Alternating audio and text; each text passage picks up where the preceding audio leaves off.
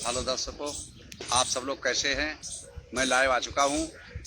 मैं यही ध्यान और भावना करता हूं कि आप सब लोग कुशल मंगल से होंगे, प्रसन्नचित्त होंगे, खुशहाल होंगे, खुशी होंगे, सुखी जीवन होगा। तो आइए हर रोज की तरह शुरू करते हैं, चलते हैं धर्म चर्चा की ओर। जैसा कि सर्वप्रथम तथागत सम्यक संबुद्ध को प्रणाम, पंचांग प्रणाम करते हुए तो पहले नमन करते हैं, वंदन करते हैं, प्रणाम करते हैं गाथा द्वारा।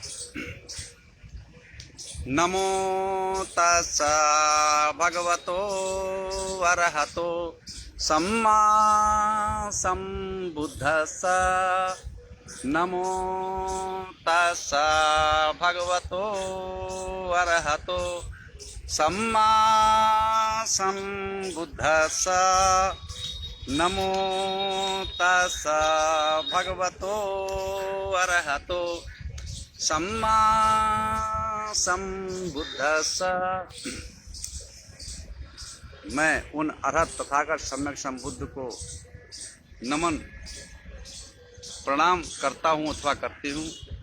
उपस्थित उपासक व उपासिकाओं एवं श्रद्धापूर्वक सुनने वाले हमारे श्रोतागण, तो आइए हर रोज की तरह जो हमारा धर्म का चर्चा का विषय चल रहा है धम्मपद पर, तो मन के ऊपर ही बात चल रही है कि मन में हम जैसा बिठा लेते हैं, जैसा सोचते हैं वैसा ही होता है।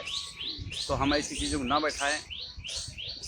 कल की आपने धर्म चर्चा सुनी, तो आज की धर्म चर्चा आज की 6वीं गाथा है धम्मपद के, और यमक भग्ग चल रहा है।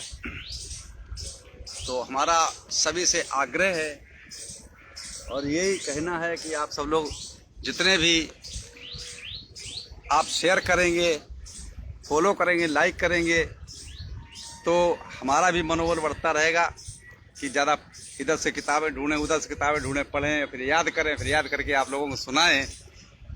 तो मेहनत करना पड़ता है। तो हमारा भी मनोबल तभी बढ़ेगा कि हाँ, ज़्यादा से ज़्यादा लोग सुन रहे हैं भाई, तो हम भी कोशिश करें और ज़्यादा अच्छी बात ढूंढ के लाएं, लोगों को सुख मिले, लोगों को अच्छी रास्ता मिले, लोगों को अच्छा मार्ग मिले। तो और ये हमारा चैनल जो है यूट्यूब पे भी यही प्रोफाइल है हमारी। तो जो लोग यूट्यूब से जुड़ना चाहते हैं, यूट्यूब पे भी यही चीज़ चलती है। तो आइए हम लोग शुरू करते हैं, प्रारंभ करते हैं, स्टार्ट करते हैं। तो हमारे जो है अंसारी साहब भी आ गए और इनके साथी पटेगा लोग आ गए, बैठे हैं। तो मैं अकेला हाथ पकड़ वीडियो बनाता हूँ। हालांकि सब लोगों को कैसे दिखा सकूँ, कोई हमारा ऐसा है नहीं जो वीडियो बनाने वाला हो, और हमारे पास इतना माइक की व्यवस्था नहीं है जो मैं माइक से बोलूँ दूसरे को पकड़ा दूँ वीडियो बनाता रहे। तो हाथ से ही बनाता हूँ, इसलिए जो है जैसा भी बनता है आप लोगों को समक्ष रखता हूँ दो बातें। तो आज की गाथा है 6वीं, धम्मपद की 6वीं गाथा है, और धम्मपद का यमक भग्ग चल रहा है। 6वीं गाथा जो है उसको मैं पहले गाथा सुनाता हूँ, उसके बाद उसका अर्थ आंसर व्याख्या करूँगा। तो आइए आप सभी लोग कान लगाकर, ध्यान लगाकर, मन लगाकर के सुनिएगा। तो आइए शुरू करते हैं, प्रारंभ करते हैं, स्टार्ट करते हैं आज की धम्म चर्चा।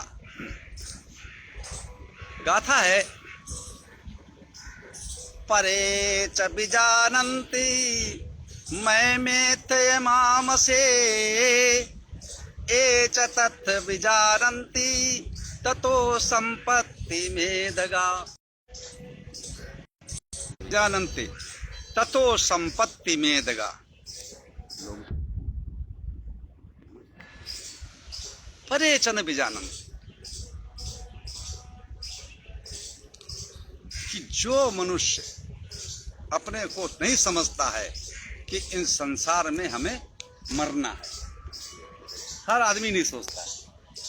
ये सोचता है, हर आदमी उल्टे काम करने लग जाता है, चोरी करने लग जाता है, झगड़ा करने लग जाता है, गाली गलौज करने लग जाता है, किसी को मारने लग जाता है, किसी की लड़की को बेटी को अपनी अपना बनाता है, जबरदस्ती करता है, व्यभिचार करता है, चोरियां करता है, झूठ बोलता है, चुगली करता है, गालियां देता है, जुआ खेलता है, नशा करता है। तो ये जानना चाहिए, क्योंकि जो इंसान जिसने समझ लिया मरण को कि हमें मरना है, जब तक हम शमशान में पहुंचते हैं, किसी का जनाजा निकले, किसी की अर्थी निकले, उस समय तो हम लोगों को याद आता है कि हमें भी मरना पड़ेगा एक दिन। लेकिन वहां से निकले फिर वही आदत, फिर वही झूठ, फिर वही फरे, फिर वही लोभ, फिर वही चालाकी है, फिर वही चोरी। तो ऐसा हमें सोचना चाहिए, कोई भी वस्तु टिकाऊ नहीं है। जब हमें भी मरना है तो हम गलत कार्य ना करें। तो ये इसका अर्थ है कि हम को अपनी बात को समझना चाहिए कि हमें भी मरना पड़ेगा। तो ये गाथा जो है तथागत सम्यक संबुद्ध ने, शास्त्रा ने, बंते जी ने वहां पे कही है। वैशाली, ये आपके पड़ता है, वैशाली बिहार में पड़ता है ना, इस समय वर्तमान बिहार में पड़ता है, और वैशाली डिस्ट्रिक्ट भी है, जिला भी है ना। तो वैशाली जिला भी है। तो वैशाली के कूटागार शाला जो लिच्छवियों का राजधानी थी, तो उन्होंने कूटागार शाला बनवाया था। मतलब वहाँ पे कूटागार शाला मतलब कि जहाँ कूटनीति की बातें सबको निचोड़ निकलता था, उसी जगह बिहार बनवा दिया था, मतलब आश्रम बनवा दिया था बनते लोगों को, भगवान बुद्ध को, उनके उपासकों को, सबको रहने के लिए। तो उसी जगह पे तथागत सम्यक संबुद्ध बिहार रहे थे। तो जो भाई तथागत सम्यक संबुद्ध के अनुयायी जो थे, जो हमारे जैसे फक्कड़ भिक्खु लोग थे, उनकी संख्या बहुत थी। तो जो धर्म देशना तथागत सम्यक संबुद्ध ने की हुई थी, उस पर मनन चलता था। तो एक लोग तो कहते कि नहीं, अब दो खेमों में बट गया वो। और ये बरसात का टाइम चल रहा था, बरसात का समय था, तो दो खेमों में कैसे बट गया? एक खेमा ये हो गया, एक पार्टी ये हो गई कि कौन सी, कि वो कहते नहीं, सबसे जो है आगे नियम है, मतलब नियम पर चलो सबसे आगे, और हम नियम चलते हम ही सबसे आगे है। और एक लोग कहते थे कि नहीं, सबसे आगे धर्म है, धम्म है। धम्मधर जो थे, विनयधर और धम्मधर, विनय माता होता नियम कानून, समझ गए, और धम्मधर वाले होता धर्म को धारण करना, जैसे हमने बताया। तो नियम अगर टूट भी जाए तो धर्म धारण करना, ऐसे। तो दोनों खेमों में मतभेद हो गया, और ऐसा मतभेद हुआ कि कलह होने लगी। अब कलह कैसे होने लगी? जैसे लेटरिन बाथरूम कोई जाता तो उसमें कानून तो ये कहता है कि पानी भर के रखो, उसको सफाई रखो, है ना। कोई ऐसा होता नहीं भी करता। तो इस ऐसे विषय चल गए उनके बाद कि वो कहते हम धमधर हैं, हमको धम का ज्ञान ज्यादा है, हम बड़े। वो कहते हमें विनय का, नियम का, कानून का ज्यादा ज्ञान है, हम बड़े। तो ये मतभेद उनके अंदर हो गया। तो दो फांट हो गए, दो पार्टियां बन गई। ये बात जब चली तो तथागत सम्यक संबुद्ध के पास भी पहुंची।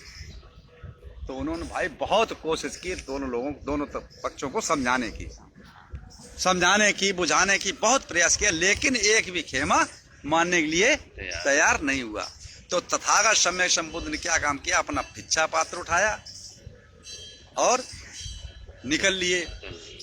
तो पालीलेक वन में जाकर के, पालीलेक गुफा थी, वहां जाकर के उन्होंने बरसावास किया उस गुफा में। और वहां पे ऐसे ही कि अपने हथनियों के और अपने हाथियों के बीच में जो सबसे बड़ा राजा होता, जैसे कहते हैं अगुआकार होता है कबीले का, तो वो था। तो उन लोगों को नहीं मार रहे, तो वो भी परेशान होकर उसने जंजाल छोड़ के वो भी उसी जंगल में पहुंच गया था। तो अब दोनों लोग वहां थे। एक और बंदर था, तो वो भी भगवान बुद्ध की सेवा में लग गया। बंदर तो है, छलांग लगाता, पेड़ों फल फ्रूट तोड़ के ले आता, और हाथी जो है सूंड में पानी भर के ले आता, उनको नहलवाता, उनकी दलों में सेवा करता। आप समझिए। तो दोनों लोगों से 3 महीने वर्षावास उन्होंने वहीं पर बिताने लगे।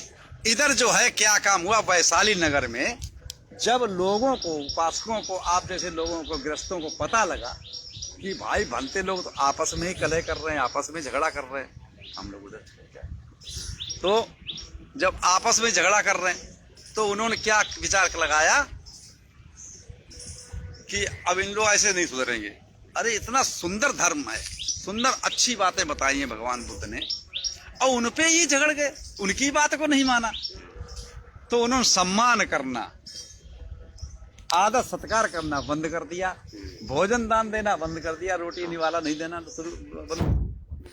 अब सब परेशान कि भाई खराब हो गई, हमारी कोई इज्जत नहीं रहेगी।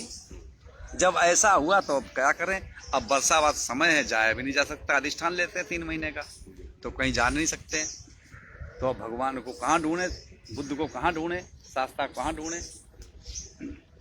जैसे तैसे बरसावास समाप्त हुआ, आपस में सहमत मिली, आपस में मिल गए।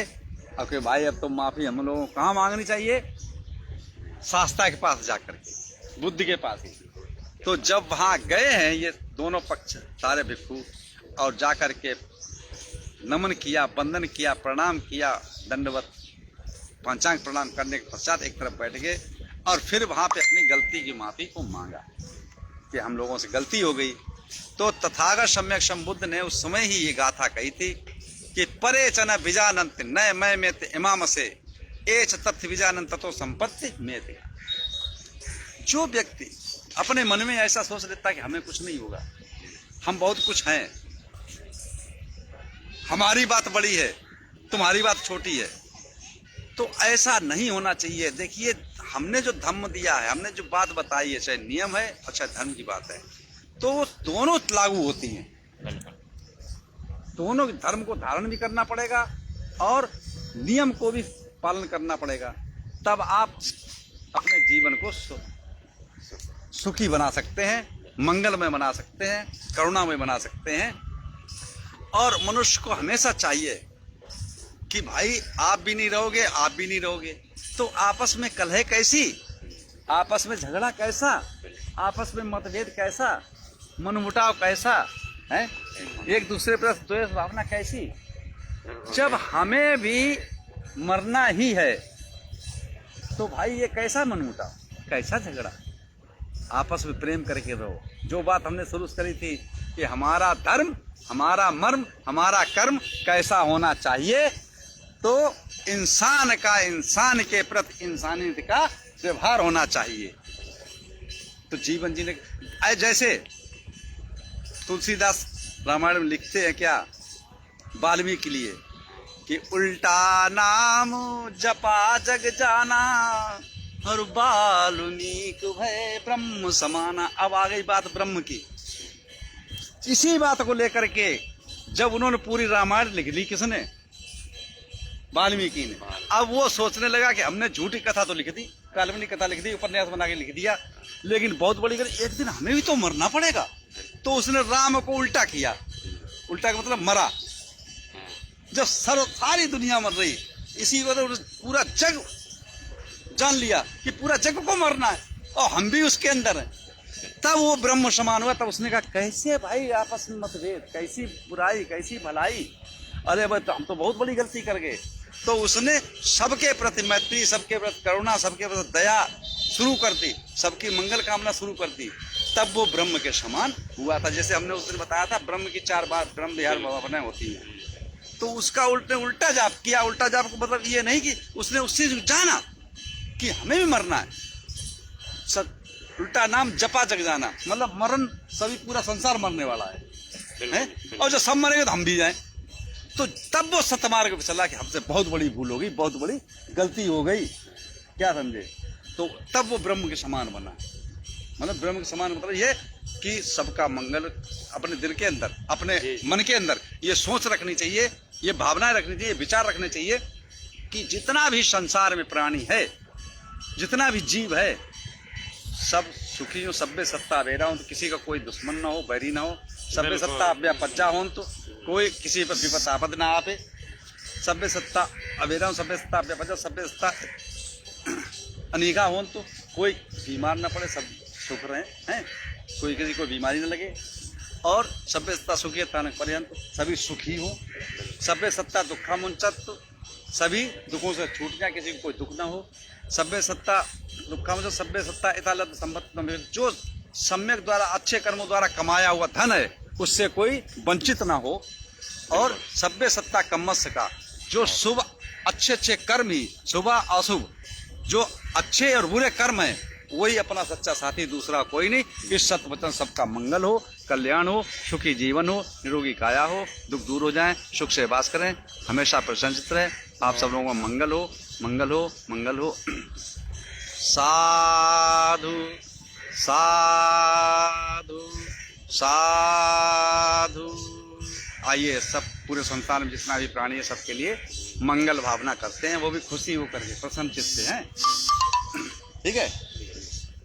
सबका मंगल, सबका मंगल, सबका मंगल हो अरे, तेरा मंगल मेरा मंगल, तेरा मंगल मेरा मंगल, सबका मंगल हो अरे। इस धरती पर जितना प्राणी, इस धरती पर जितना प्राणी, सबका मंगल हो अरे। जल के थल के और गगन के, जल के थल के और गगन के, सब प्राणी सुखिया हो अरे। जन जन मंगल, जन जन मंगल, जन जन मंगल, जन जन मंगल, जन जन मंगल हो अरे। तेरा मंगल मेरा मंगल, तेरा मंगल मेरा मंगल, सबका मंगल हो अरे। सबका मंगल, सबका मंगल, सबका मंगल, सबका मंगल, सबका मंगल हो अरे।